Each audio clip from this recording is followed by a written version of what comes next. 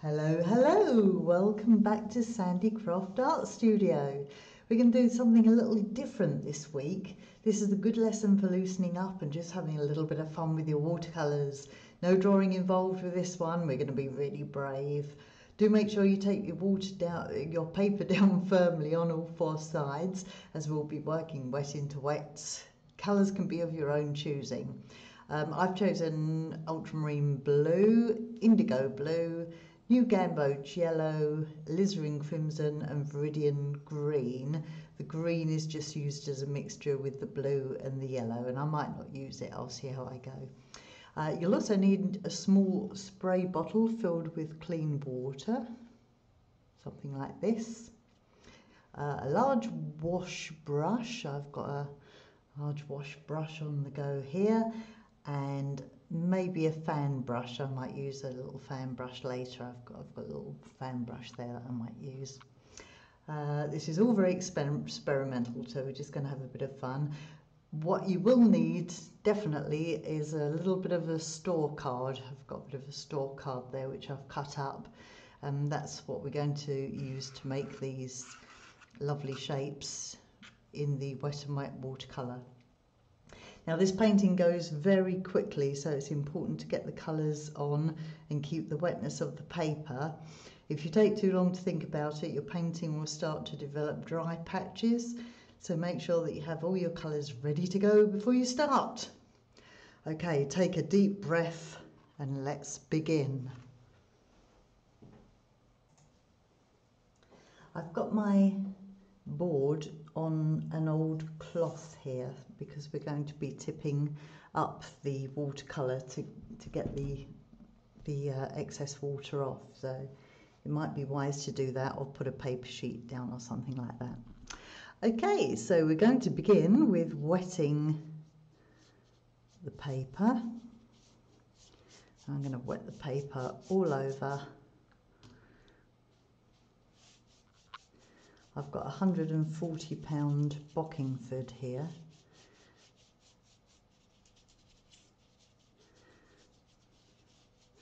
Okay, that's nice and wet. Make sure there's a nice sheen on that and let the water soak into the paper for a little while.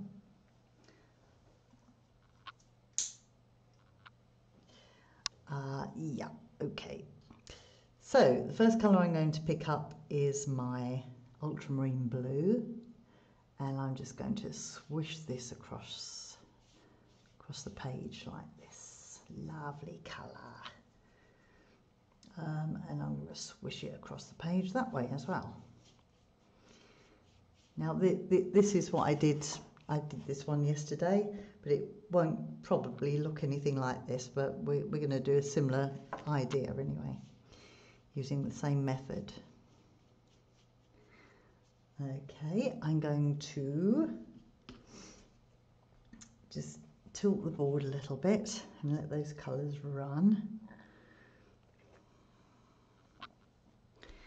And I'm going to take my spray bottle. I'm going to give it a jolly good spraying.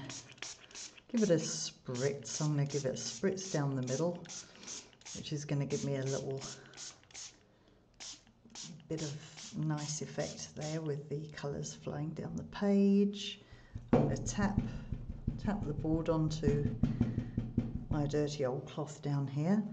Okay, you can see that's done that. Right, pick up your colour again. I'm going back into the ultramarine blue.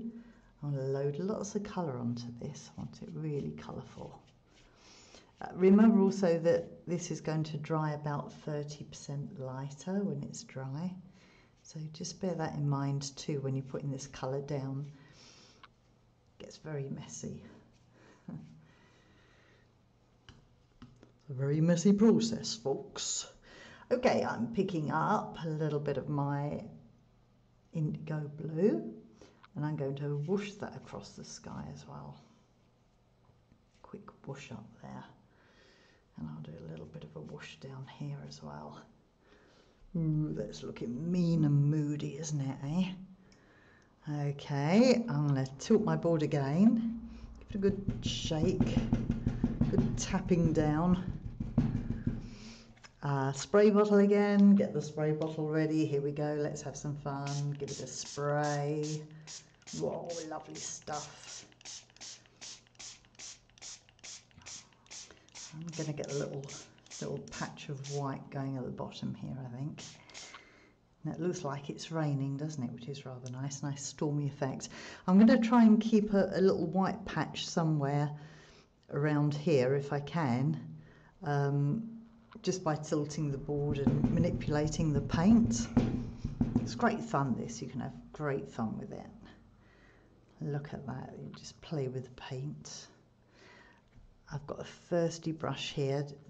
Thirsty brush, just wipe your brush on your towel and pick up any drips that are coming off the bottom of the paper with your thirsty brush.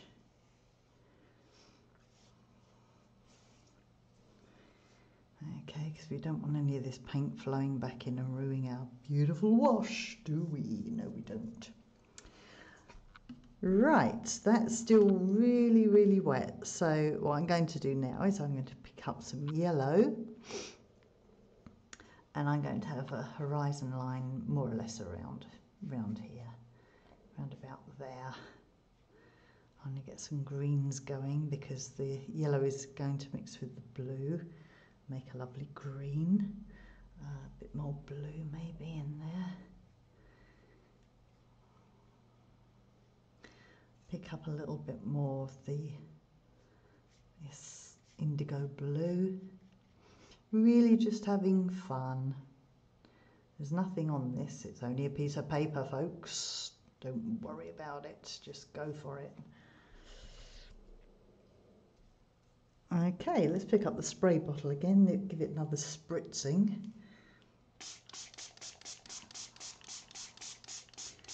On a little glow of white coming through here. Tap your board again, get rid of that excess water. Isn't this fun? Now it's quite important to get quite a lot of colour on down the bottom here where we're going to use the credit card. Because otherwise you won't see the effect that you'll get with the credit card if you don't do that. I've introduced another colour into my palette. I've got a little bit of burnt sienna here, which I'm just going to put onto the land. Just to give that a bit more oomph back into my yellow. And let's have a little bit of red in here as well. So I've got my alizarin crimson. I'm just going to get a wash of that going as well. A wash across there. Ooh, lovely stuff. Okay, it's starting to take a little bit of shape now, I think. It's still very wet, so I can still just keep adding colours. I'm going to add some more of my indigo blue into the sky because I really want that depth in the sky. I'm going to do the same thing down here, get some real darks down here, which is going to lead the eye into the painting. Just have a little bit of fun with it. Tilt the board again, let the colours play. If you want to, you can give it another spritz, why not? Let's go for it. Oh, oh. Ah, yep. Lovely. Oh, look at that. Okay. Let's just tilt the board again. I'm just tilting it, letting the colours dance around on the paper. I'm not doing any painting with brushes on this. I'm just taking colour and moving it around on the board. So don't be tempted to go in with a brush and start pushing colours around, because you'll just ruin the effect. Okay, I'm quite happy with that at the moment, so we're going to move on to the next stage. Just get the excess off. Let's lay that flat. Can you see that? Yes, you can. Right, the next stage is to pick up your little piece of credit card. Now you can either have a big piece of credit card or a little bit of credit card, it doesn't matter. Whatever you use, you're going to get different effects. So you can either have a big bit like this or a little bit like that. I used this little bit on my last one. My painting is still very wet. You can probably see that it's starting to buckle, but because I've got it firmly taped down, that will actually dry flat. Okay, let's go for this. Okay, so I'm going to scrape into, I can show you, maybe come up close. I'm going to scrape into the colour with the credit card, okay, which is going to effectively push away the colour and leave these lovely marks. Do another one here. It'll kind of make it look like rocks, or it might look like fields. It depends on the effect you want to get. If you want rocks, you could come down like this, bring it down like this, or just sweep it across. And we do the same the other side. Let me lay this down again so you can see a little better what I'm doing. Now I think I want some more colour on that side, so I'm going to pick up a little bit of my burnt sienna, put a bit more colour in down here. I did have the Viridian green, but I'm going to use that as a mixer with the yellow because it's a very bright green, so we'll just put a little bit of green in there.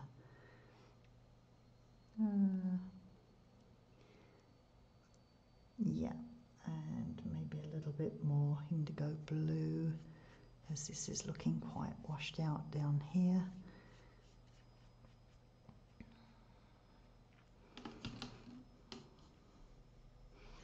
A little bit of alizarin crimson.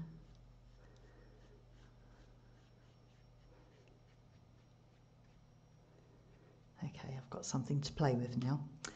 So, credit card again. You can also do some grasses coming out like this by just scraping with the corner of the credit card. I'm just having a little bit of fun, just experimenting. You can do it both sides. What will happen is you're effectively scraping into the paper, which is going to leave a little divot in the paper, and then the water is going to flow into that and make darker lines, which is great for making grasses. It's an easy way to make grass. And then scrape some colour out here.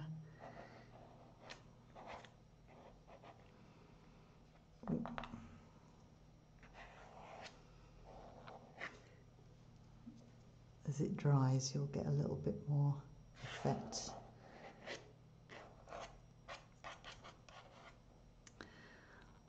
Okay, and I'm going to leave that to dry just for a few minutes. It doesn't have to be completely dry, and then we'll paint in a tree, and then we're done.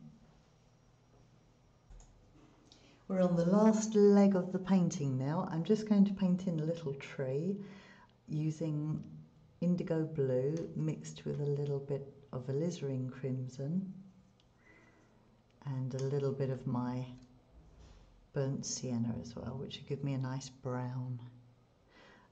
Yeah, let's do it. So, excuse my hand because I'm left-handed. So I'm going to come up from here and do a windswept tree. You can put in as many trees as you want. You don't have to just do one tree, or you can leave it just as it was without any trees at all. It's your painting. You go and have a good time and do whatever you want to do with it. Let's bring these little branches over here. I'm using a rigger brush to do this, but you can do it with a small brush as well. I like the rigger because it's a little bit freer and you can get these lovely slim lines. This is a size 2 rigger I'm using here. Let's get a few branches up on this side as well. Bring it up into the skyline.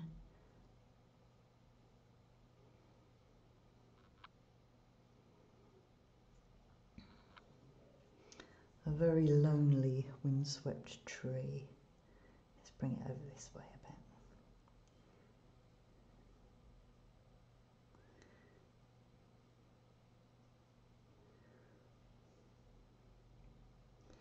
Have a few leaves flying off into the breeze.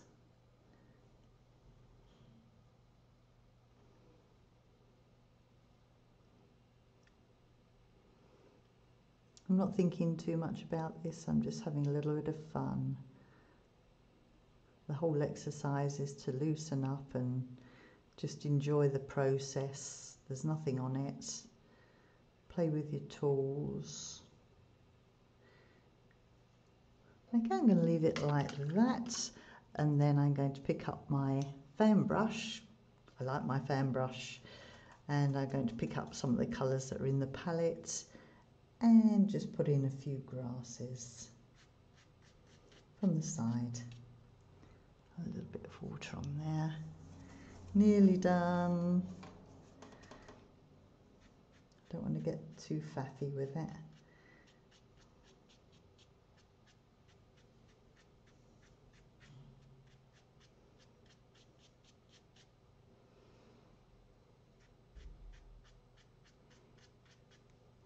Okay, I'm going to leave it there, let it dry, and then we'll come back and see what it looks like.